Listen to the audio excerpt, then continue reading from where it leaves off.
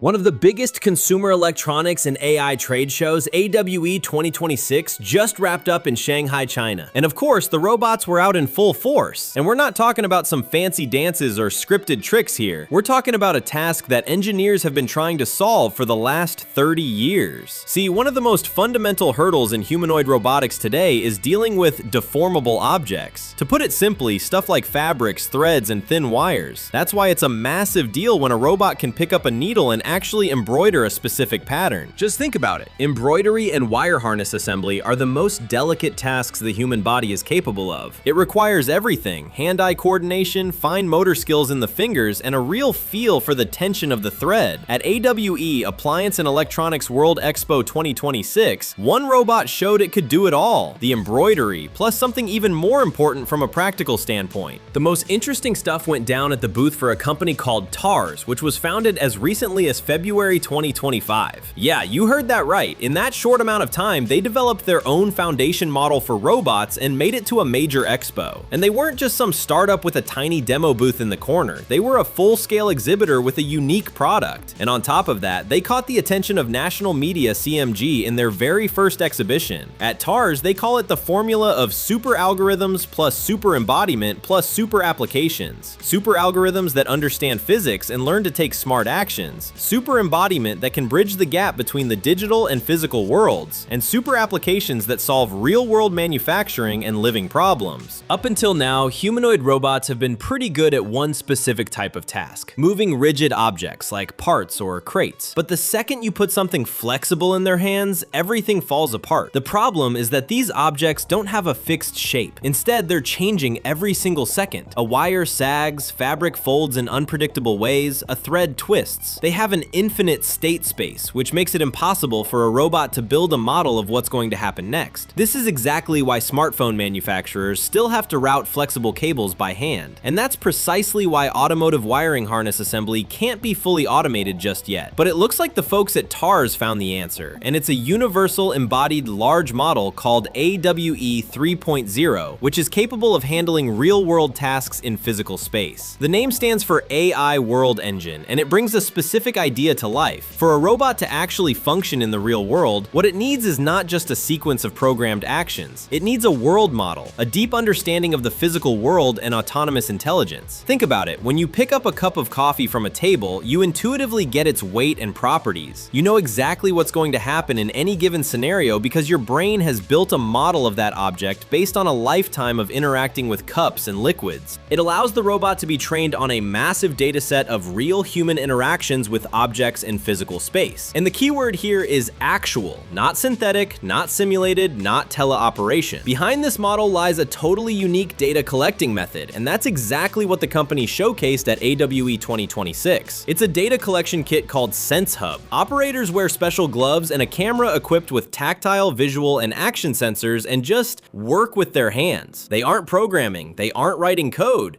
they're just doing what humans do every day. Meanwhile, the system meticulously records everything: every micro movement of the hands, the exact pressure used to grip an object, the position of every joint in space, and that split second when an operator pulls the fabric a bit tighter so it doesn't slip. This isn't some hypothetical scenario, it's real-world experience being passed directly to the robot. The company dubbed this dataset WIYH, which stands for World in Your Hands. It's actually the world's first large-scale multimodal robotics dataset that syncs up vision, language, tactile sensations, and actions, what they call VLTA data. Vision, touch, language, and proprioception, which is the robot's sense of its own body position in space. In the past, a robot could usually only grab an object if it saw it from the same angle it was trained on. But now, it achieves a threefold increase in task success rates under entirely unfamiliar viewpoints. In addition, motion jitter during operation is reduced by over 45%, making it capable of precise and complex manipulations.